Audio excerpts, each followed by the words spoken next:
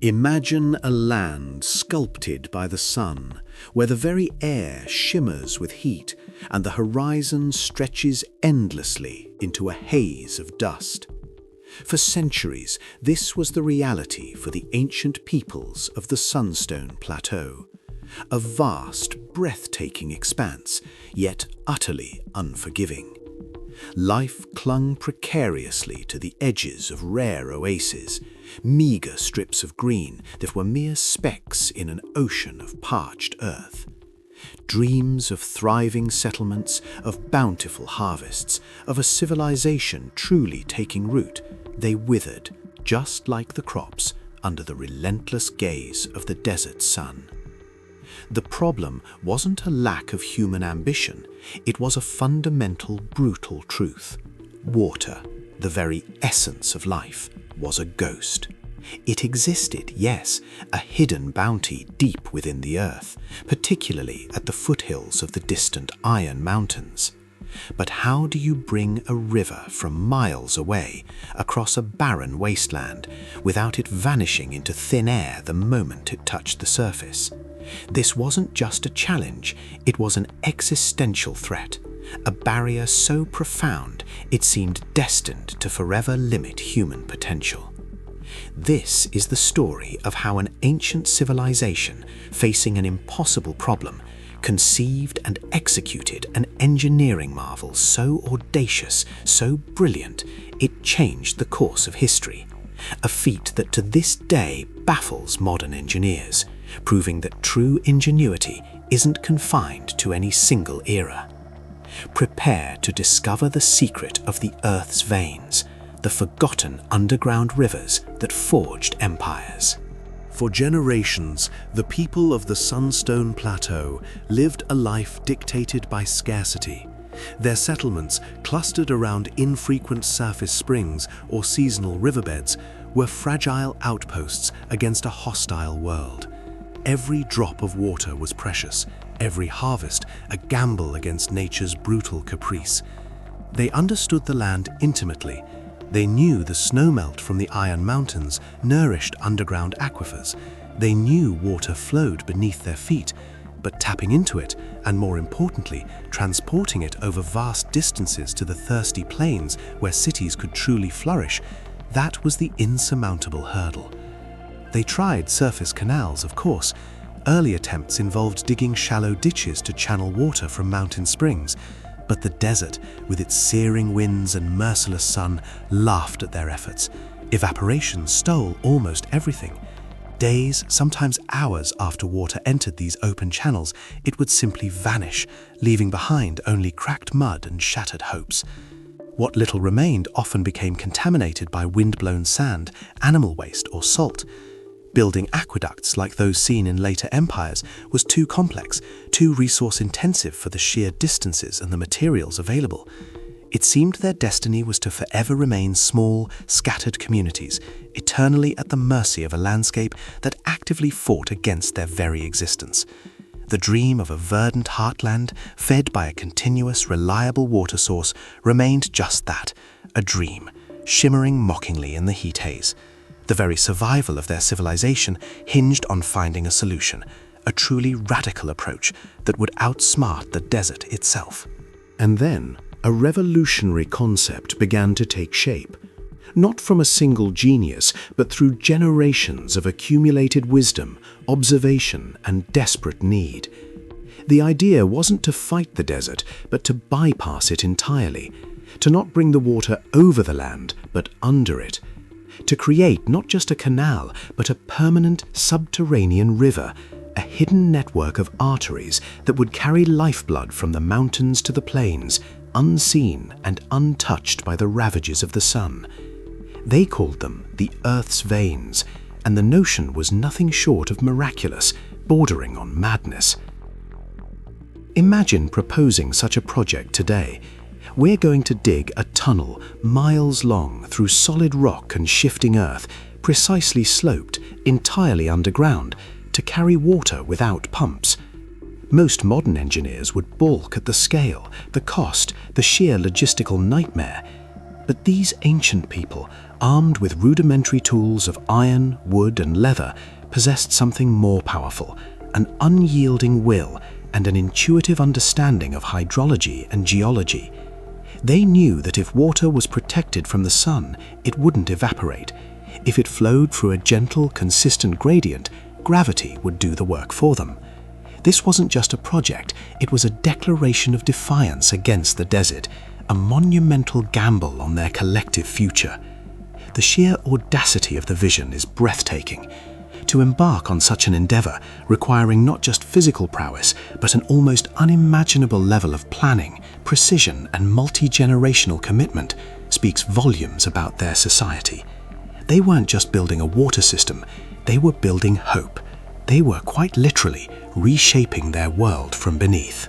The first crucial step in this monumental undertaking was finding the mother spring, the deepest, most reliable water source. This was no trivial task.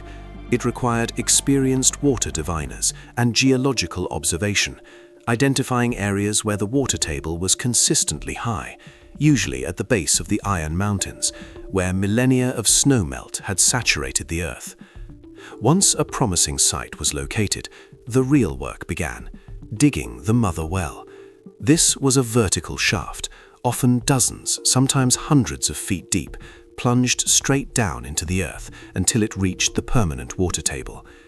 The mother well was a terrifying feat of engineering in itself. Imagine descending into the darkness, chiseling through rock and earth with hand tools, constantly battling collapsing sides, stale air, and the ever-present danger of striking an underground pocket of gas or water too quickly. Each shovelful of earth, each splinter of rock, had to be hauled up to the surface in baskets, inch by painstaking inch. This wasn't just digging, it was an act of faith, a commitment to the unseen. The deeper the well, the more reliable the water supply, but also the more perilous the construction. The deep diggers, as these specialized laborers were known, were not just miners, they were heroes, risking their lives daily to tap into the very pulse of the earth. Their understanding of geology, of the Earth's composition, of how to shore up unstable shafts, was learned through generations of trial, error, and often tragedy. This mother well would be the heart of the entire system, the silent pump from which all future life would flow. It had to be perfect, or the entire ambitious project would be dead before it even truly began. Once the mother well reached its watery heart, the truly impossible part began. Carving the subterranean channel, the Earth's vein itself. This wasn't just a straight tunnel, it was a masterpiece of civil engineering, a horizontal conduit that could stretch for miles, sometimes dozens of miles, from the mother well towards the waiting plains. The challenge?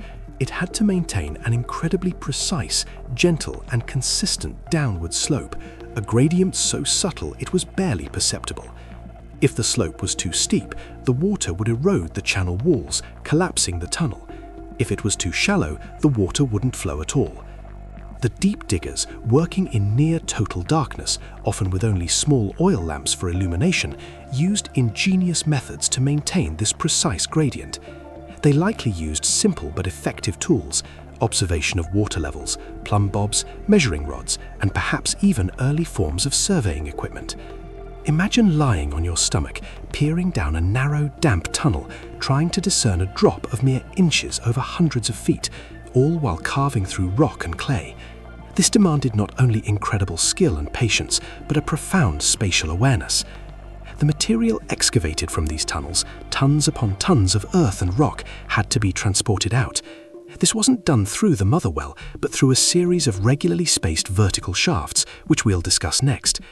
These tunnels were not straight lines, they often followed contours of the land or geological features, snaking their way through the earth like the roots of a giant tree. The scale of human effort involved in this segment alone is staggering. Generations would labor on a single Earth's vein, with the knowledge passing from father to son, master to apprentice, each generation contributing to a legacy they might never see completed, but which they knew would secure the future of their people. As the main subterranean channel stretched further and further from the mother well, the logistics of excavation and maintenance became paramount. This is where another brilliant component of the Earth's vein system came into play: the vertical access shafts. These were numerous, shallower wells dug at regular intervals, often every 50 to 100 meters from the surface down to the main tunnel. From the surface, they looked like a series of small, perfectly aligned craters stretching across the desert, like stitches on the Earth's skin. These shafts served multiple critical purposes. First, they were essential for excavation. The vast quantities of earth and rock removed from the main tunnel were hauled up these vertical shafts, avoiding the monumental task of dragging it all the way back to the mother well. Second, they provided vital ventilation.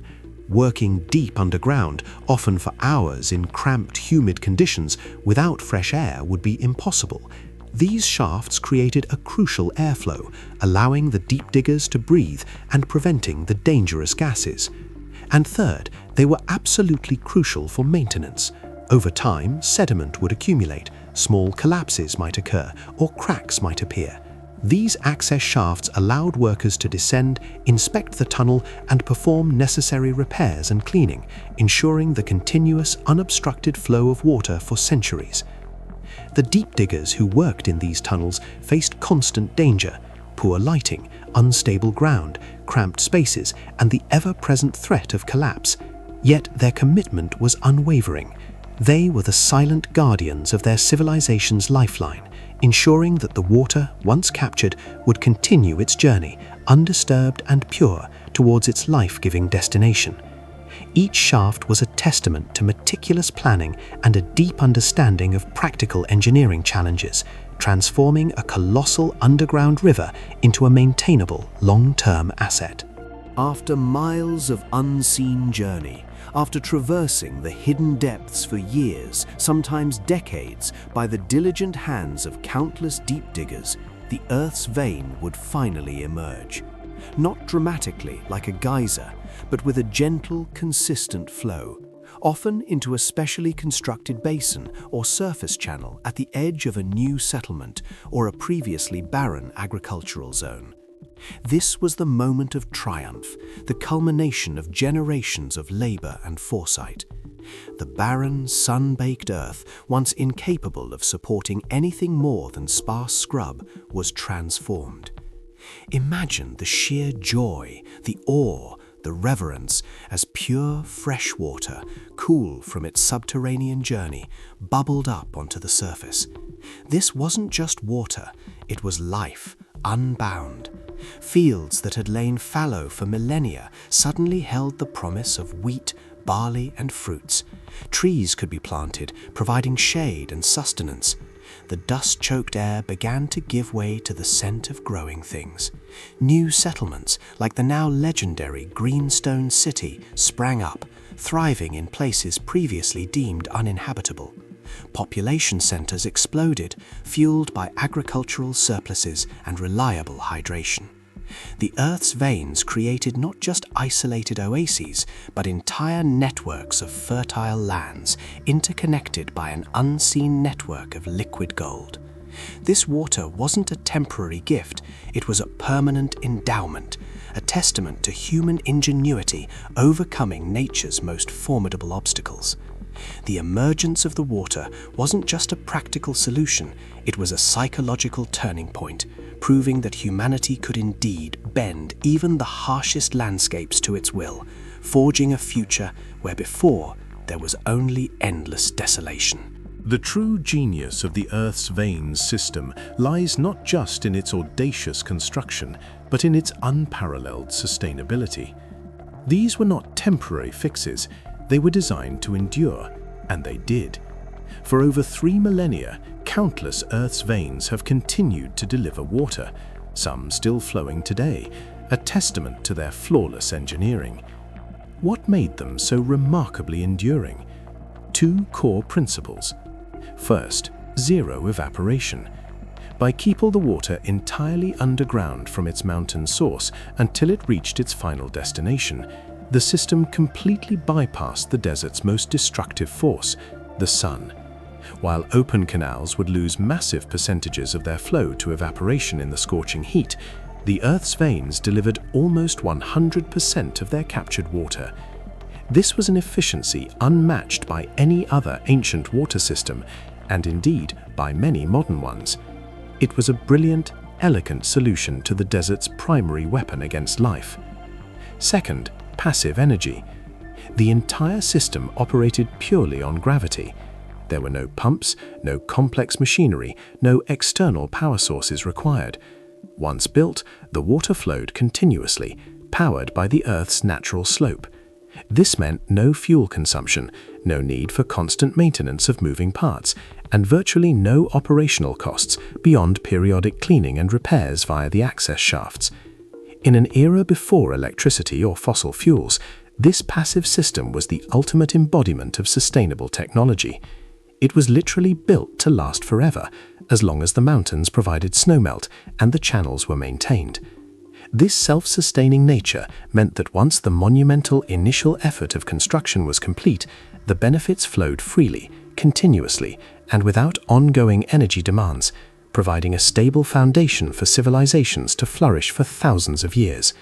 It's a powerful lesson in creating systems that work with nature, rather than battling against it. The impact of the Earth's veins technology was profound and far-reaching. It didn't just provide water, it transformed entire societies. Vast, previously arid regions became fertile breadbaskets, supporting massive population growth and the rise of powerful empires. Settlements that once struggled for survival blossomed into thriving metropolises, their prosperity literally flowing from beneath the ground. The reliable water supply allowed for complex agricultural systems, enabling specialization of labor, the growth of crafts, and flourishing trade routes that crisscrossed the plateau. This revolutionary technology didn't remain confined to the Sunstone Plateau. Its brilliance was recognized, studied, and adapted by neighboring cultures. Variations of the Earth's veins spread across the continent, influencing water management techniques in distant lands, laying the groundwork for other hydroengineering feats in different parts of the world. It stands as a monumental testament to human ingenuity, a reminder that even with seemingly insurmountable environmental challenges, creativity, perseverance, and a deep understanding of natural principles can lead to solutions that echo through millennia. The Earth's veins remind us that true innovation isn't always about the newest gadget or the most complex machine. Sometimes it's about the elegant simplicity of observing nature, harnessing its power, and applying timeless principles to solve humanity's most pressing problems. What could your generation learn from the ancient deep diggers? How can we apply their foresight and sustainable mindset to the challenges we face today? The answer, like the water they channeled, still flows for those willing to look beneath the surface. This is more than just a story of tunnels and water. It's a saga of human spirit, of collective will, and of a vision so grand it literally rewrote the landscape. It is the silent underground epic of how an ancient people dared to dream of a green future in a desert land, and then, against all odds, made that dream flow into reality. Their legacy continues to ripple across time, teaching us that with enough determination, even the most barren ground can be made to bloom.